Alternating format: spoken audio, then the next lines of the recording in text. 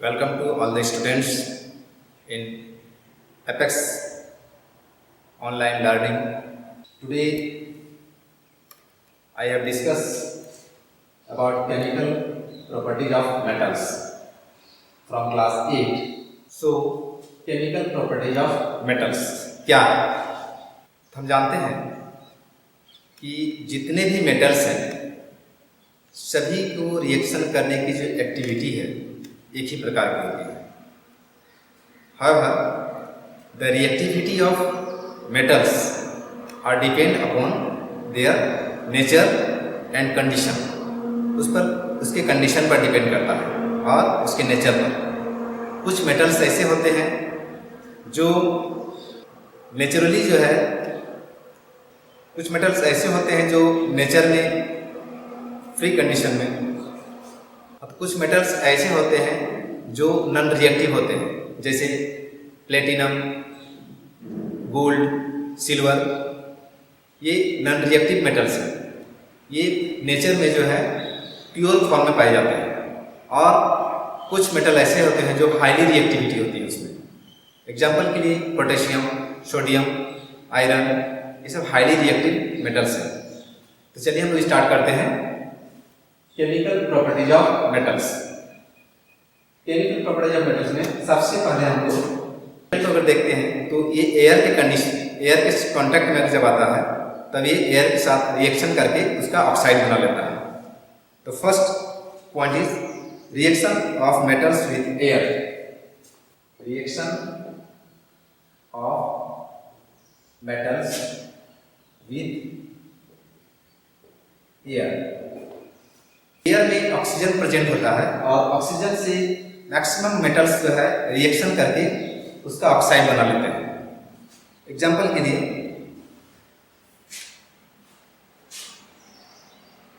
Most metal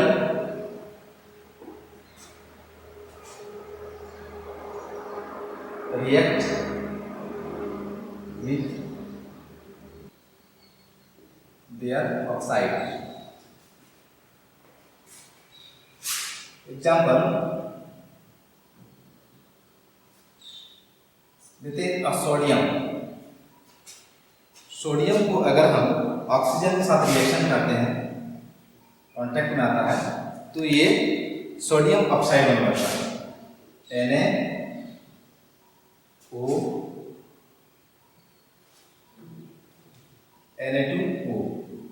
balance करेंगे तो 4O। उसी तरह से मैग्नीशियम Mg+O2। चूंकि मैग्नीशियम और एल्युमिनियम ये जो है हाईली रिएक्टिविटी नेचुरली नहीं पाया जाता है।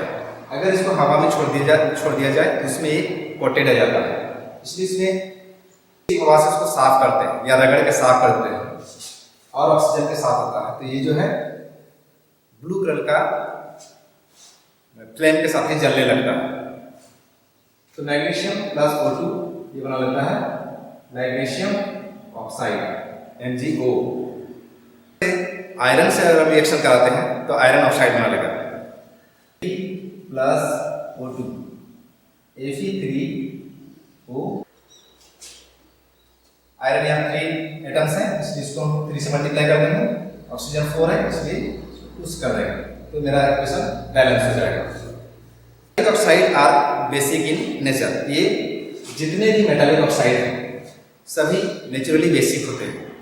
और अगर हम इसको मेटालिक ऑक्साइड अगर वाटर में इसको हम लोग डुबा देते हैं तो यह जो है रेड कलर में वाटर का सॉल्यूशन को चेंज कर देता है। Reaction of metals with water. Reaction with metal को वाटर के साथ रिएक्शन कराते हैं। फर्स्ट में तो मेटल को हम लोग ऑक्सीजन से रिएक्शन कराने पर ये मैग्नीशियम ऑक्साइड बना लेता है। अब ये मेटल जो है जब वाटर से रिएक्ट करता है तो क्या होता है, तो मेटल को जब हम लोग वाटर में रिएक्ट कराते हैं तो ये उसका हाइड्रो ऑक्साइड बना लेता है। reacts with water to form their hydroxide. मान लेते हैं सोडियम को ले लेते हैं और इसको हाइड्रोजन वाटर के साथ में इसको रिएक्ट कराते हैं, बनाता है सोडियम हाइड्रोक्साइड NaOH। इसको अगर हम 2 से मल्टीप्लाई कर देंगे ये 2 हो जाएगा। हमारा केमिकल बैलेंस नहीं हुआ है, 2Na plus H2O NaOH plus 4 हो गया और यहाँ पे हाइड्रोजन 2 प्लस 2। ये मेटल जो है सोडियम वाटर के साथ रिएक्ट करके सोडियम हाइड्रोक्साइड बनाया और हाइड्रोजन गैस घोल से। सो इसको हम लोग लिखते हैं सोडियम हाइड्रोक्साइड। अगर मैग्नीशियम को हम लोग वाटर के साथ रिएक्ट कराते हैं तो ये मैग्नीशियम ऑक्साइड बना लेता है प्लस H2O प्लस H2। अगर हम लोग जिंक से कराते हैं या तो आयरन से कराते हैं तो उसका हाइड्रोक्साइड बना लेगा plus H2O ZnO plus H2 Fe plus H2O ये बनाता है Fe3O4 प्लस H2। 2 से मल्टीप्लाई 3 कर देते हैं और हाइड्रोजन का 3 एटम्स आ जाएगा। Reaction of metals with acid react with dilute acid mineral acid to form their salt। जितने भी मेटल्स हैं अगर जो है उसको डाइल्यूट मिनरल एसिड में रिएक्ट कराया जाए तो sodium chloride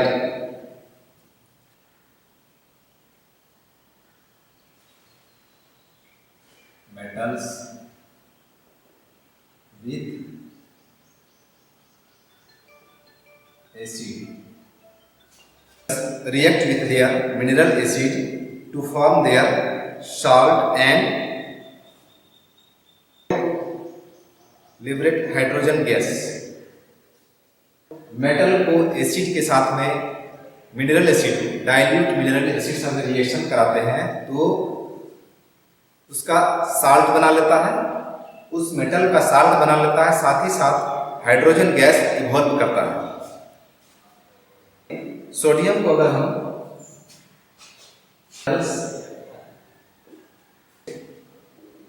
with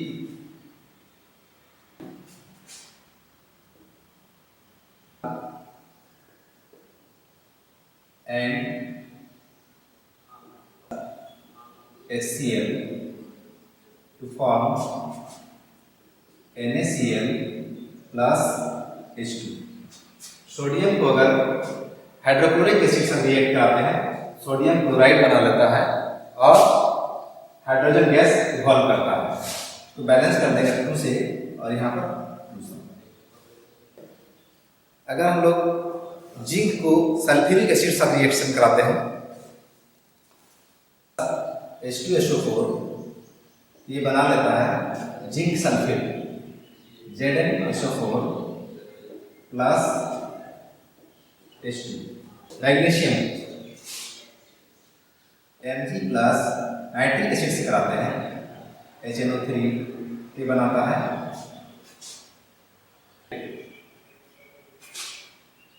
MgNO3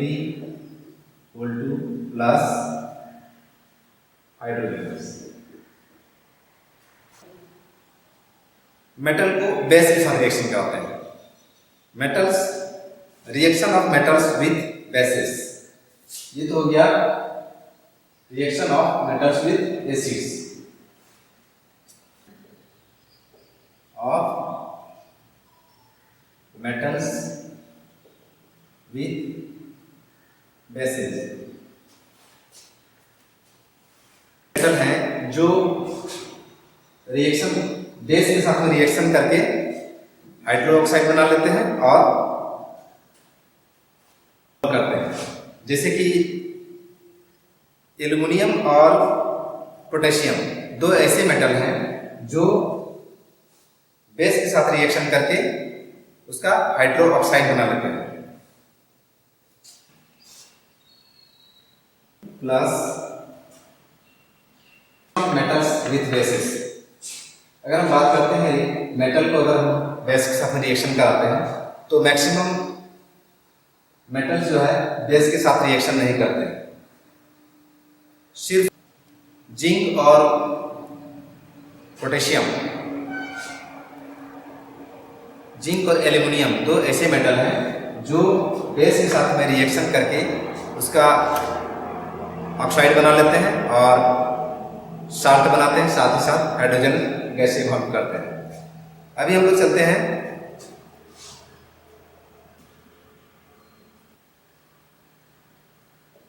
corrosion of metal. Metal का जो है जब मॉइस्चर में हवा के साथ और हवा और पानी उसके मॉइस्चर के साथ जब कांटेक्ट में आता है तो मेटल्स उसके साथ रिएक्ट करके एक लेयर से कि उस मेटल का जो कुछ परत जो है कोरोजन हो जाता है और उसको वेस्ट कर देता है। मेटल का वेस्टिंग होता है और ये क्या है कि जब कभी कोई मेटल एयर और मॉइस्चर के कांटेक्ट में आता है तो उसमें एक लेयर बैठ जाता है और लेयर बैठने से उस मेटल को धीरे धीरे वह वेस्ट करने लगता है। जैसे कि आयरन में जंग लग जाना, या तो एल्युमिनियम का जो लेयर एल्युमिनियम है उसमें ग्रीन कलर का एक लेयर बैठ जाता है। अगर कॉपर है, कॉपर में भी लेयर आ जाता है, तो उसी को कहते हैं कोरोजन ऑफ मेटल्स। हमें इसे बचाने के लिए क्या करते हैं कि रस्टिंग हो रहा है तो उसको बचाने के लिए हम लोग जिंक का या तो एल्युमिनियम का उसमें एक लेयर चढ़ा दिया जाता है ताकि वह रिएक्शन करने से बचे, उसमें रस्टिंग ना हो। What is rusting of iron?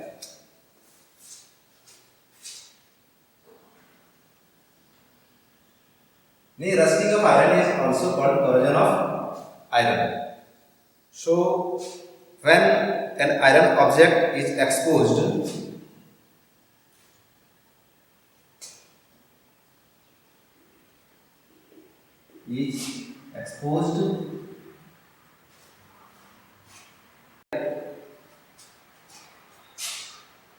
in moist air, time it gets iron. निश्चित समय तक अगर आयरन का ऑब्जेक्ट को हम लोग मॉइस्ट एयर में छोड़ देते हैं तो उसमें रस्टिंग है, रस्टिंग ऑफ आयरन, यानी उसमें जंग लग जाता है। तो जंग क्या चीज है, रस्टिंग क्या है?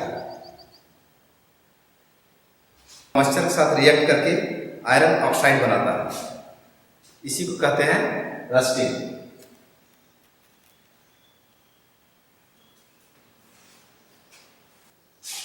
Combines air and water to form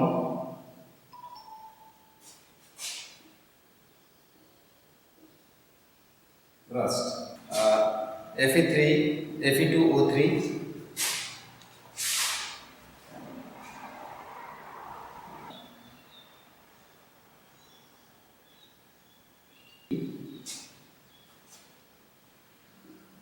चूंकि एक्स इसलिए रखा गया है कि अगर जो है आयरन के अलावा एल्युमिनियम है या तो कॉपर है तो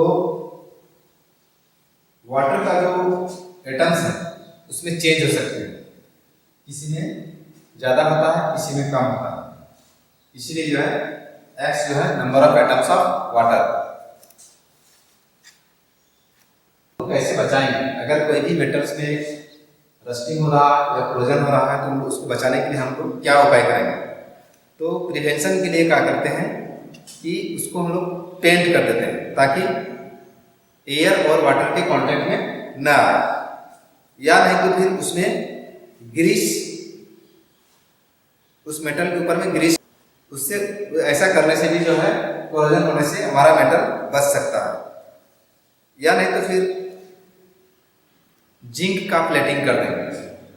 अगर आयरन में रस्टिंग हो रहा है तो रस्टिंग होने से पहले हम लोग क्या करेंगे, जिंक को पिघला करके गर्म करके उसको जब पिघल जाए तो उसमें जो है आयरन के मेटल को डुबा करके उठा देते हैं, तो उस आयरन का मेटल में एक लेयर बैठ जाता है जो जिंक का एक लेयर होता है। ऐसा करने से किसी प्रकार का कोरोजन नहीं होगा, रस्टिंग नहीं होगा और वह मेटल हमारा प्रिवेंट हो जाएगा, सुरक्षित रह जाएगा आयरन में। और नहीं तो alloying of metals with other metals, माने कि उस मेटल को किसी दूसरे मेटल के साथ में एलॉय कर देते हैं, उसको उस मेटल का लेयर करके हमारा मेटल जो है कोरोजन होने से प्रिवेंट हो सकता है। तो आज की वीडियो में इतना ही, फिर मिलते हैं अगले वीडियो में।